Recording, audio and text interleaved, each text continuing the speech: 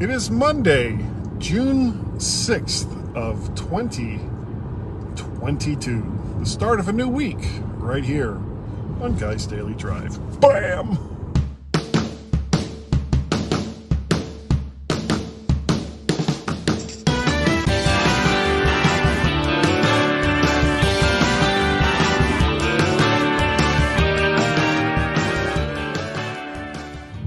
And welcome everyone to Guy's Daily Drive on this really super gorgeous day.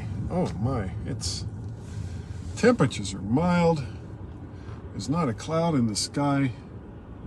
This is like the perfect early summer day.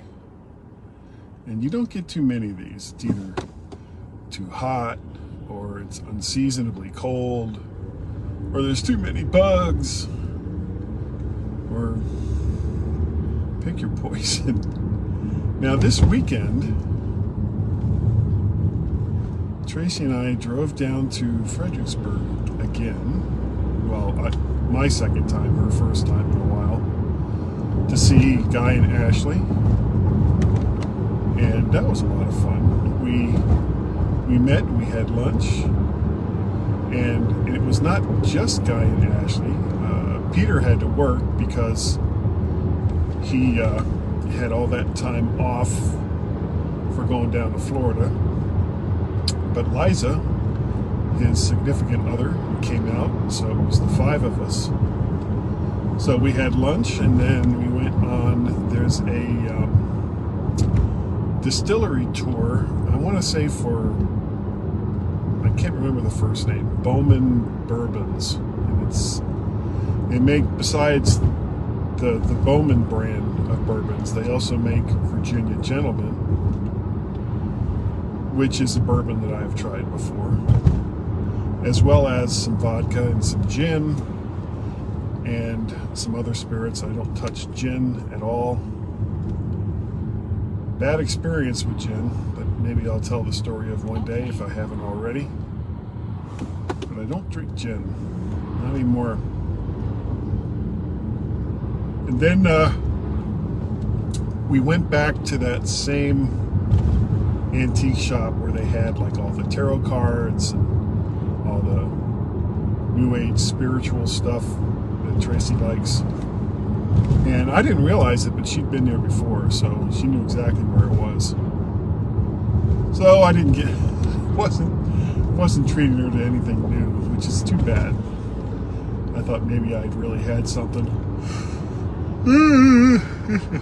So after that, we just walked around town a little bit. They had like an antique car show going on down in Fredericksburg. Some beautiful, beautiful old cars. This guy had a 70 Volkswagen Beetle, and we talked to him for a while. Was talking about Tracy's Beetle. There was a Dart Swinger, a Dodge Dart Swinger that was essentially very similar to the Plymouth Duster that I had from 1974. And the weird thing was, I saw another Dart Swinger later that had to have been a 73 or a 74, because it had the exact same front end as my Duster did. And it's weird, and you know, car companies still do this, but they at least try not to make it so blatant as they did back in the 70s. I mean, literally, 70s and 80s, they would take just a car and give it like just the bare minimum to make it look somewhat like something else, and then call it something else, and they were good. So like the early 70s Darts were, and those were Dodge products, were essentially the same as the early 70 Plymouth Dusters, and I think there was a Plymouth, not a Plymouth Dart, I think they called it something else, but it was the same car. Same engine, same transmission, basically the same body. And they put like just a, whoa, I thought that truck was going to tip over. Holy crap. Wow. So not only did that truck, this truck in front of me, you can't see it, not only did he like dart in front of another car, but he went super fast so that he could get around, or that he could get past that car before he got plowed into, and then had to make a super sharp turn and almost tipped the truck over. I mean, it was close. Wow, dude. That was amazing. That was pretty amazing. You don't see things like that every day. Oh my God. So, these cars would basically be exact duplicates of other cars in the line. And one of the worst examples that I can think of was late 80s, early 90s. Or maybe it was a little bit sooner than that, when the Environmental Protection Agency started really getting down on car companies to improve their fleet averages for miles per gallon. And you had a GM product like Cadillac that all they had were these big ass cars. I mean, that was all they had. So what did they do? They took a small Chevy car, the Cavalier, and put like leather in it and a few other things to gussy it up just a little bit, and called it the Cadillac Cimarron. It was the exact same crappy Chevy Cavalier, but it had a Cadillac nameplate. And I saw some on the road, and I have no idea why people bought these cars. And I don't think GM really cared how many they sold, because it wasn't about the number of cars sold. You know, if that would be one thing, it was like, okay, we're going to take all of the cars you sell or that you've sold and average that gas mileage. No, it was the number of cars that you offer and what's the miles per gallon based on that. So it was, you know, I don't think GM expected to sell that many. I don't think they made that many. It didn't matter, because it was just a way to raise up Cadillac's miles per gallon status without really doing any serious work. And that kind of fit the whole American car manufacturing modus operandi for a really long time. And it's why companies like Toyota and Nissan, and then later on Kia and Hyundai in Korea, started eating their lunch. You know, they made a bunch of really just garbage cars, and they just assumed that because they were built by Americans, that Americans were going to buy them. And you know what? Americans basically said, no, we really don't want to buy this garbage.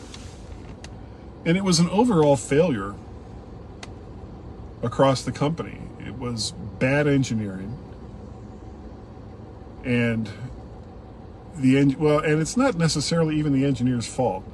Basically, these companies started being run by accountants who, instead of trying to put out a quality product, said, well, how can we make this as cheap as we possibly can for the highest profit margin?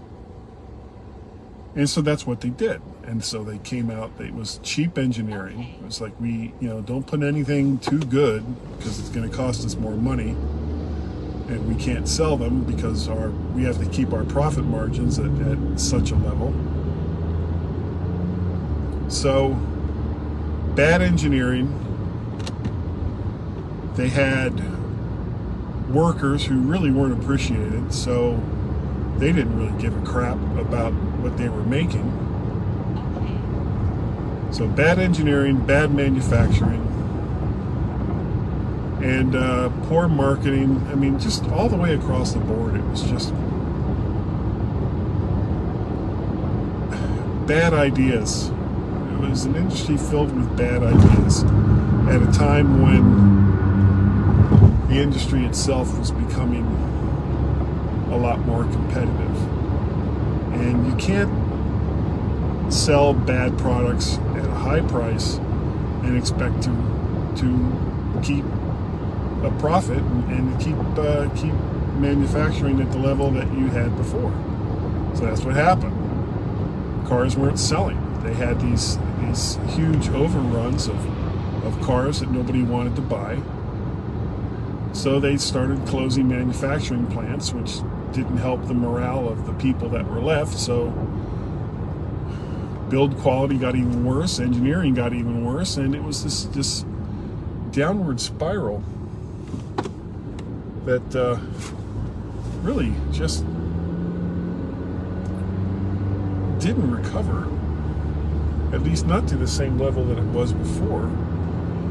And so to make American politicians happy, a lot of the foreign car companies started opening up plants here, except they did it differently. For the most part, these plants aren't unionized, and they're in states where they don't have to be unionized.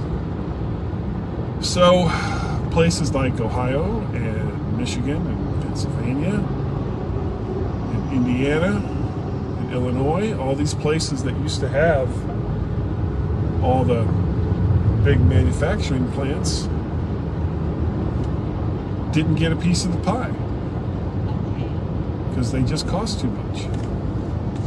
And it's a shame, because American workers are just as good as workers from anywhere else. I think I've got a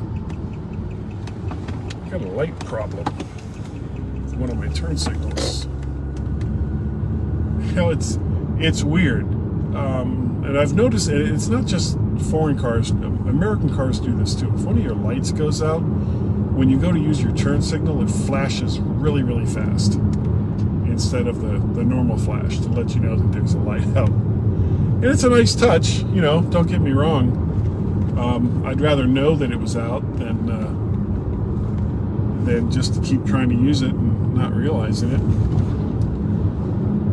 So that's going to do it for today. What a fun Guy's Daily Drive this was today. So let's see. It was fun with Guy, Ashley, and Liza. Oh, almost forgot. Peter came over last night after he got off work. He's getting a new M1 Mac Mini, or a new Mac Mini. We'll see what happens today with the Apple's WWDC, which is going to kick off at 1 o'clock. And I'll be kind of watching that as I'm doing other stuff at work. Keeping an eye on that.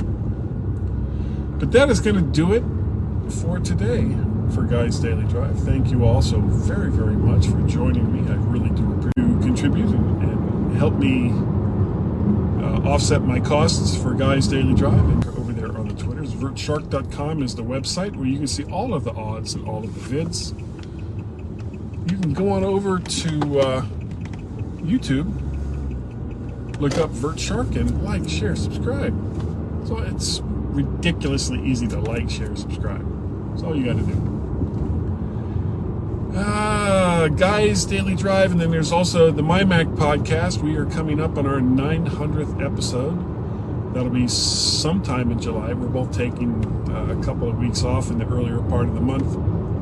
But we will get to that 900th episode. By God, yes, we will. So that is going to do it for today. Again, thank you all so very, very much for joining me. And I will see all of you next time right here. Whoop, big drop. Woo! On Guy's Daily Drive. Bye-bye.